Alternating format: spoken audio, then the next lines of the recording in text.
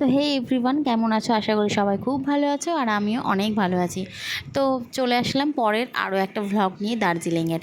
এটা হচ্ছে দার্জিলিংয়ের tea garden and zoo area নিয়েই আমরা আমার আজকের এই ভিডিওটা।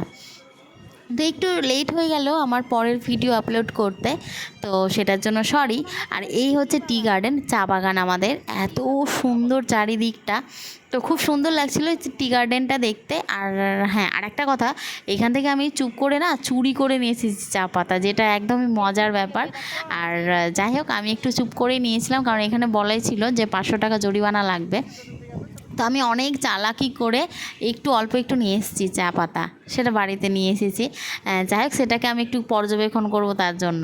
তো যাই হোক, তোমরা এরকম আমার মতো কে কে চুরি করে নিয়ে এসেছো চা পাতা, অবশ্যই কমেন্ট সেকশানে একটু জানাতে ভুলো না তো।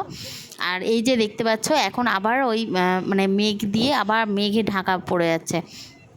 তো যাই হোক, আমরা এইটা ঘুরে তারপর আবারও রওনা দিই। আর এইখানে অবশ্যই আমরা এইখানে যারা গেছো তারা তো জানো, এখানে বাইরে বেরোনোর ওই জায়গাটায় রোডের ওপরে আছে অনেকগুলো দোকান, ছোট ছোট দোকান, যেগুলোতে চা বিক্রি হয়। তো সেইখানে আমরাও চলে যাই, আমরাও একদমই ব্যতিক্রম নই, সবার মতোই আমরাও গিয়েছিলাম ওইখানে চা টেস্ট করি। চাটা খেয়ে খুব সুন্দর লাগে।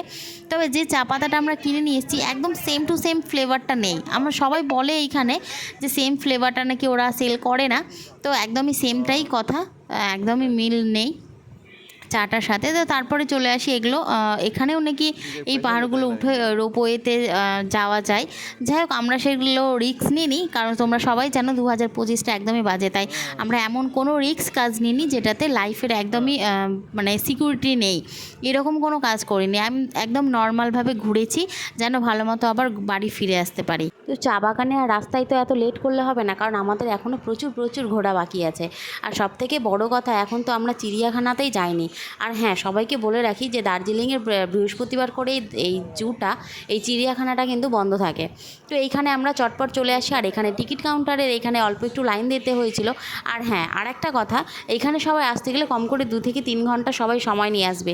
আর বিকেল 4:30টার মধ্যে কিন্তু বন্ধ হয়ে যায়, 4:30টার মধ্যে সবাইকে ঘুরে বেরিয়ে আসতে হয়। তো আমার মতো কেউ ভুল করো না, আমরা একটু তাড়াতাড়ি করে এখানে ঘুরেছি, কারণ আমাদের জানা ছিল না যে এটা 4:30টার মধ্যে বন্ধ হয়ে যাবে।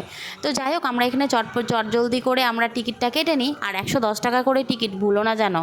তো যাই হোক, আমরা টিকিট কেটে এখানে চলে যাই। আর এখানে অনেক বিরল বন্যপ্রাণীর দেখা পাই আমরা।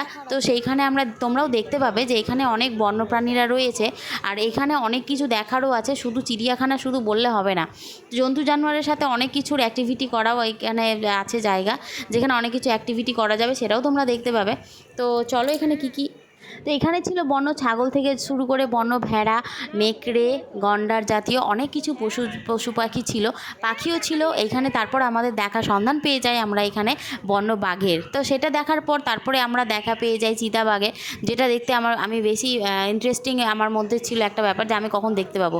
তারপর এখানে নেকড়ে থেকে শুরু করে, পান্ডা থেকে শুরু করে, চিতাবাঘ থেকে হনুমান থেকে অনেক কিছু এখানে দেখার ছিল। তো এখানে আমরা কালো পান্ডা দেখার সাথে সাথে লাল পান্ডাও কিন্তু দেখতে ছাড়িনি, তো সেটাও আমরা দর্শন পেয়ে গেছি ওদের ভাগ্যক্রমে। যাই হোক, তারপর আমরা এখানে বিরল অনেক প্রজাতির পাখি দেখতে পাই, যেখানে ময়ূরের একটা বন্য জাতীয় ময়ূর মতো ছিল দেখতে। যাই হোক, এখানে এসেও বেশ মজা লেগেছে। তারপর আমরা চলে যাই নানা রকম মাছের জিনিস দেখতে, এখানে অনেক ধরনের মাছ ছিল। তো যাই হোক, আমরা এখানে অনেক রকমের মাছ দেখে তারপর আমরা চলে আসি একটা অ্যাক্টিভিটি জায়গা, যেখানে মানুষ অনেক রকমের অ্যাক্টিভিটি করতে পারবে।